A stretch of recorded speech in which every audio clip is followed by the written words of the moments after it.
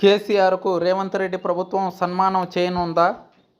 వినటానికి ఆశ్చర్యంగా ఉన్నా ఇది నిజంగా నిజం.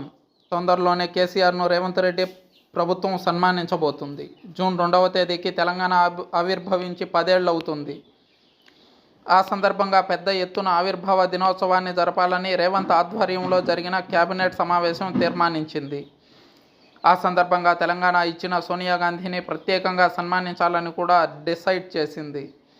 తెలంగాణను ఇచ్చిన సోనియాతో పాటు తెలంగాణ రాష్ట్ర సాధన కోసం పోరాటాలు చేసిన పెద్దలను కూడా ఆహ్వానించి సోనియాతో పాటు ప్రభుత్వం సన్మానించబోతున్నది. ఆ పెద్దల్లో కేసీఆర్ కూడా ముందు వరుసలో ఉంటారు.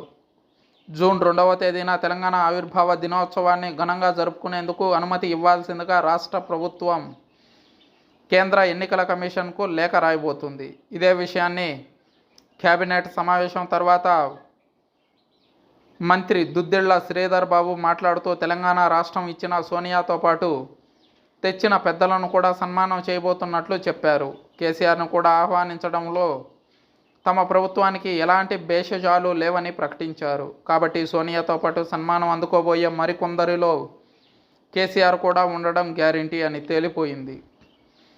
ఇక్కడ విషయం ఏమిటంటే తెలంగాణ ఆవిర్భావం కోసం వేలాది మంది పోరాటాలు చేశారు.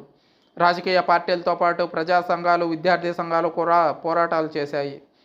వందల మంది బలిదానాల ఫలితమే తెలంగాణ ఆవిర్భావం. అయితే తెలంగాణ ఏర్పాటు క్రెడిట్ మొత్తం కేసీఆర్ తానొక్కరే తీసేసుకున్నారు. చావు నోట్లో తలబెట్టి తెలంగాణను సాధించానని కొన్ని వేల సార్లు తనకు తానే ప్రకటించుకున్నారు కేసీఆర్. తెలంగాణ బాపుగా తనను తానే ప్రకటించుకున్నారు కేసీఆర్. తెలంగాణ ఇచ్చిన సోనియాకు మొదట్లో ధన్యవాదాలు చెప్పినా ఆ తర్వాత ఎప్పుడు యూపీఏ లేదా కాంగ్రెస్ లేదా గాంధీ కుటుంబానికి ఎలాంటి ఫేవరు చేయలేదు కేసీఆర్, రాజకీయంగా కానీ వ్యక్తిగతంగా కానీ. తెలంగాణ ఏర్పడింది కాబట్టి కేసీఆర్ మాటలను ఎవరూ పట్టించుకోలేదు.